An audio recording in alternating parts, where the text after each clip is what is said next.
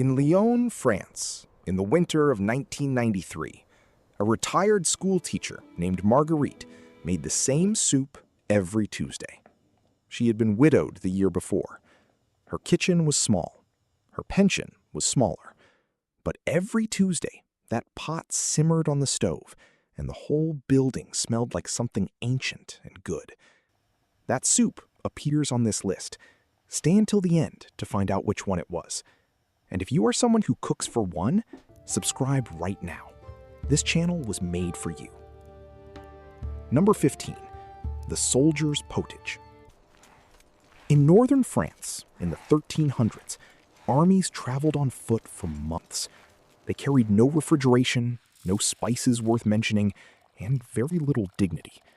What they carried were dried peas and a tin pot. When the march stopped for the night, someone built a fire. The peas went into the pot with water and whatever root vegetable had survived the road. That was the meal. That was morale. To make it today, use 1 cup of dried split peas, green or yellow, it doesn't matter. Add 3 cups of water or broth, add half an onion, add 1 chopped carrot if you have it. Simmer for 45 minutes until everything softens into a thick, quiet mush. Salt it only at the end. This soup fed men walking 20 miles a day. It will feed you sitting at your kitchen table, and somehow it will still feel earned. Number 14, the widow's broth. In medieval England, broth was currency, not figuratively, literally. A bowl of broth could buy shelter for a night in some villages. Widows who had nothing else to sell would make thin broths from bones, onion skins, and dried herbs and trade them at the gate. To make a version today, take whatever you have.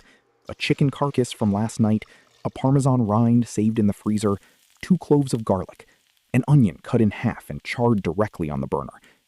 Place everything in a pot with 4 cups of water. Simmer for 1 hour. Strain everything out. What remains is warmth in a cup. The women who made this broth were not cooking. They were surviving with grace. There is a difference. Remember that the next time someone tells you simple food is not real cooking. Number 13, the Flemish ale stew. In Belgium, in the 1400s, water was dangerous to drink. Rivers ran through cities without any sanitation. Ale was safer. It was also cheap. So Flemish cooks used ale the way we use broth today. They braised everything in it. Onions, turnips, pork scraps, dried beans. The alcohol cooked off. What remained was something deep, slightly bitter, and extraordinary. For one person, use 1 can of dark beer. Any dark lager or stout will do. Add half a cup of dried white beans, cooked. Add 1 large onion, sliced thin and cooked until it caramelizes, which takes patience. Add 1 teaspoon of vinegar. Simmer together for 20 minutes. This stew does not taste like beer when it is finished. It tastes like history. It tastes like a city that figured something out before the rest of the world caught on. Number 12, the monastery lentil soup. Monks in medieval Europe were not supposed to eat meat on most days of the year. That meant over 150 meatless days every year. They were not starving, though. They were inventive.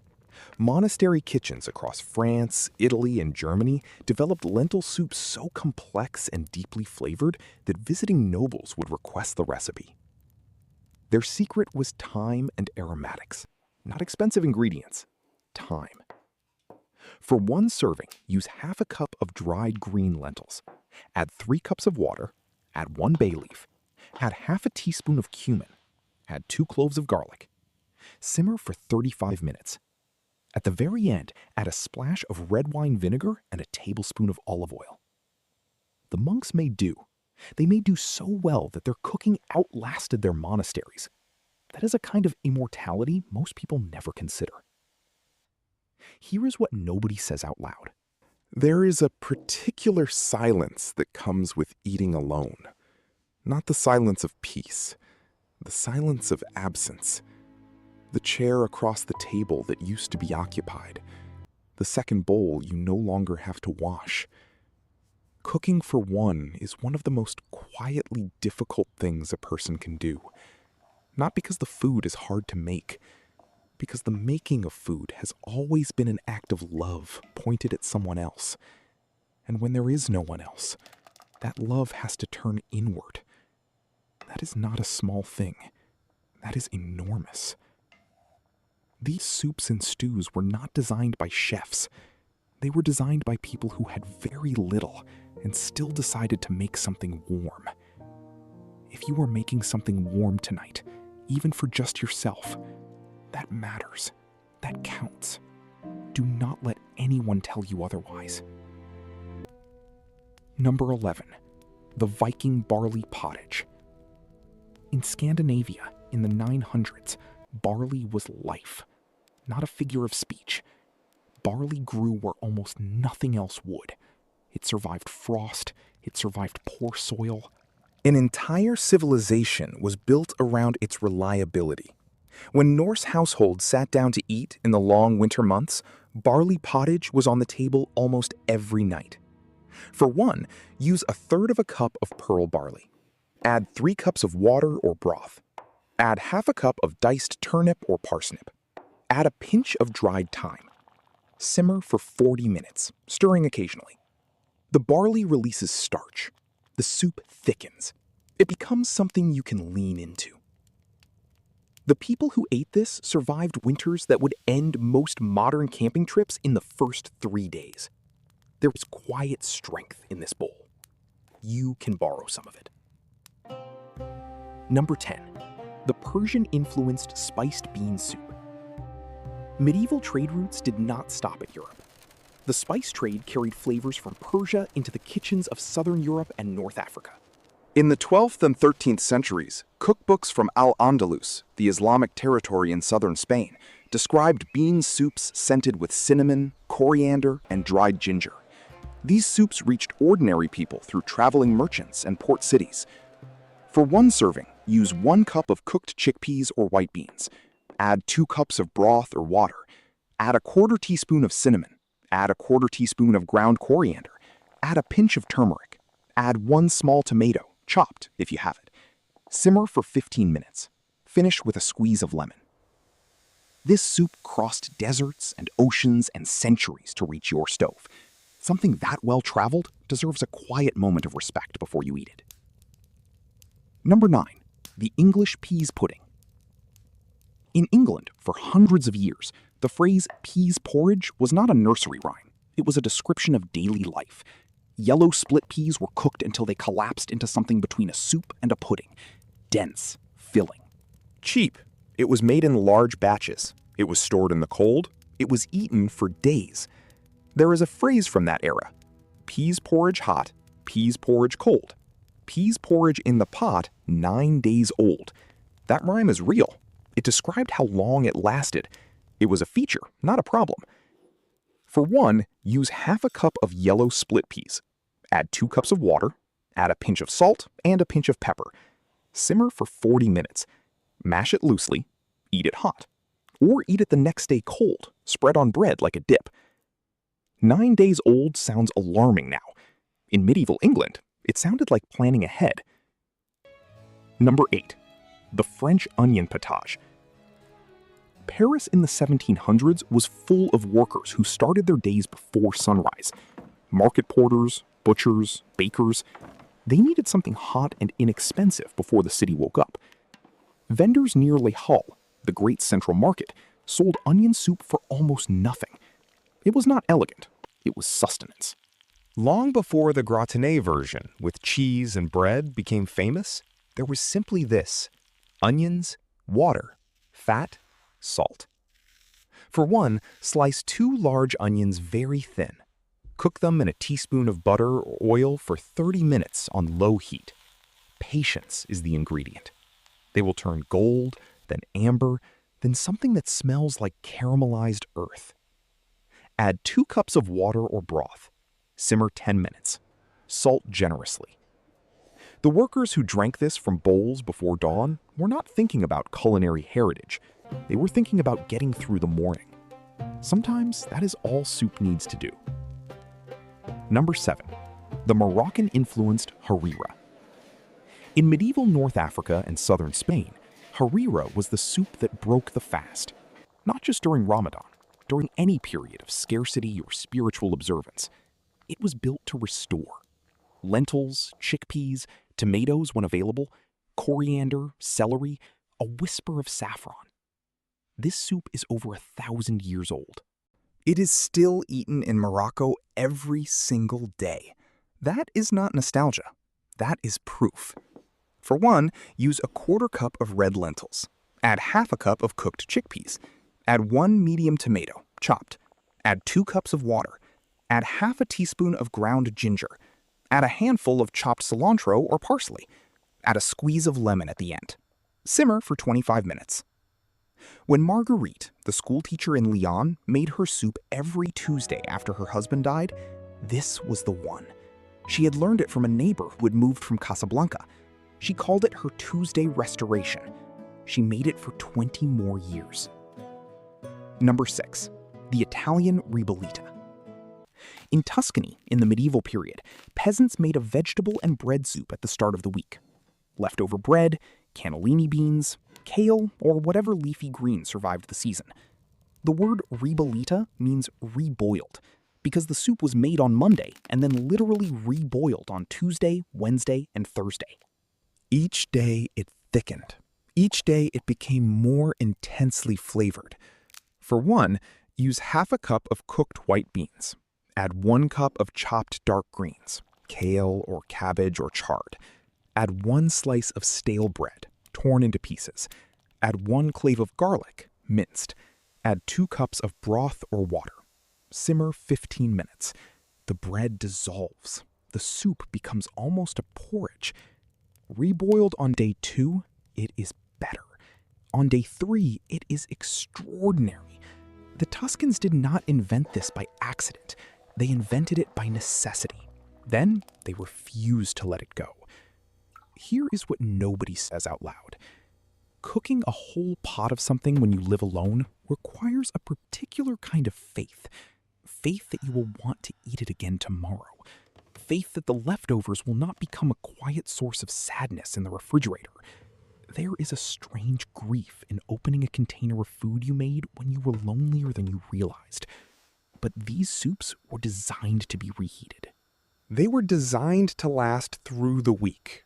They are not evidence of isolation. They are evidence of planning, of caring for yourself past the moment when the caring was easy. Eating your own leftovers is an act of self-respect. Remember that. Number 5. The German sauerkraut soup. In Germany and Eastern Europe, winter storage was everything. Fermenting cabbage into sauerkraut was not a culinary choice, it was a survival technology.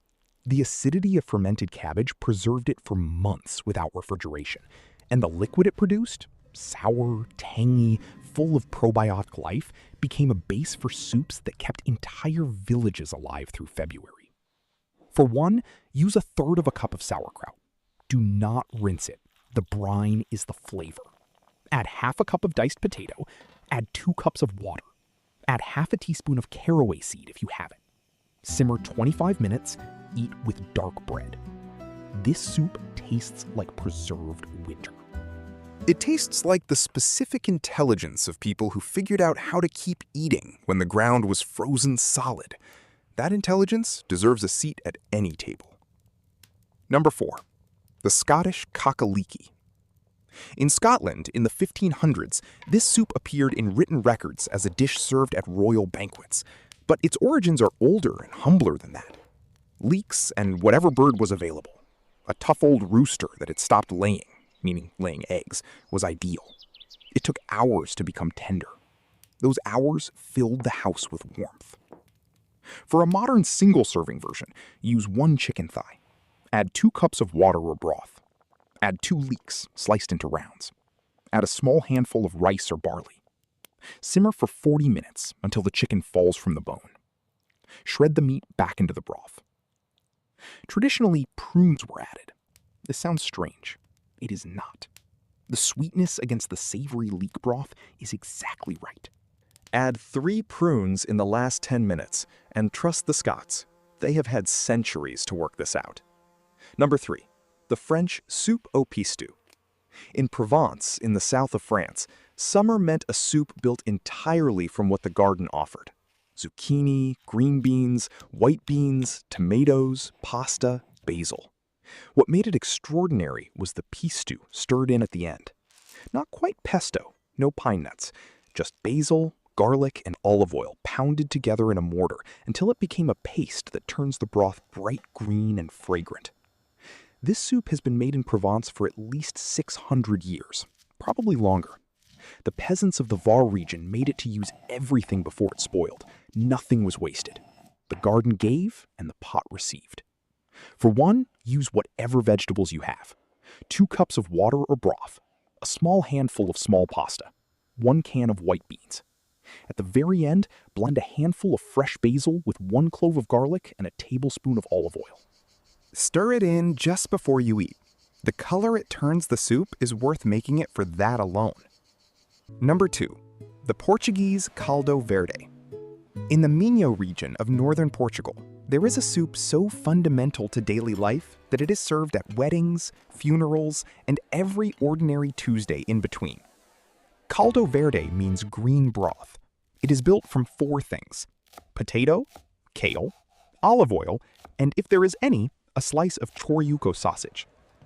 This soup has been made by Portuguese families for at least 500 years, possibly much longer. It crossed the Atlantic with immigrants. It arrived in Brazil, in the United States, in Cape Verde. Wherever the Portuguese went, caldo verde followed. A soup that travels that far is not just food, it is identity in a pot. For one, boil 1 medium potato in 2 cups of salted water until soft. Mash it roughly into the water. Add a large handful of thinly sliced kale or collard greens. Add a drizzle of olive oil. Simmer 5 minutes. If you have a slice of smoked sausage, add it now. Simple does not mean small. This soup is proof of that. Number 1. The potage Parisien. Paris, in the 12th century, was a city of about 100,000 people. Most of them were poor. The streets were narrow and dark. Most households had 1 pot, 1 burner, 1 meal per day. The potage was not a recipe. It was a system. Whatever you had went into the pot. Leeks if you were lucky. Onions, always. Bread that had gone stale. Broth if someone had been kind enough to give you bones. Water if not. There was no standard version. Every household made a slightly different one. But the principle was identical across the city. Use what you have, make it hot, make it last. For one, start with 1 cup of broth or salted water. Add whatever is in the refrigerator about to turn. Half an onion, a small potato, a carrot, a few sprigs of an herb, a piece of old bread. Simmer until everything is soft. Eat it slowly. This is the oldest item on this list, and the simplest. It has no single origin story because it is the origin story. Every soup in the world descends from some version of this. 1 pot, 1 fire, 1 person deciding that today was worth nourishing. Here is what nobody says out loud. There is nothing wrong with eating alone. There is nothing wrong with a single bowl on a single table in a quiet kitchen. The world will tell you that food is meant to be shared, and that is sometimes true. But the world forgets to mention that taking care of yourself is already a form of sharing. You are sharing with the version of yourself who will wake up tomorrow. You are sharing with the person you are still becoming. These 15 soups were made by soldiers and widows and monks and market porters and farmers and immigrants. Not one of them was waiting for a dinner party invitation to begin cooking. They cooked because they were alive, and being alive required something warm. This week, pick 1 soup from this list. Just 1. Make it on a weekday evening when nobody is watching and nothing special is happening. Make it for no reason except that you deserve something that took time and came from history and will warm you through. When you have made it, come back here and tell us in the comments which one you chose and what it tasted like. Not whether it was good, what it tasted like. Those are different questions. Food is not just fuel. It never was. Even in the hardest centuries, Even in the coldest winters, even in the loneliest kitchens, someone bent over a pot and tried to make something worth eating. You come from those people. Act like it.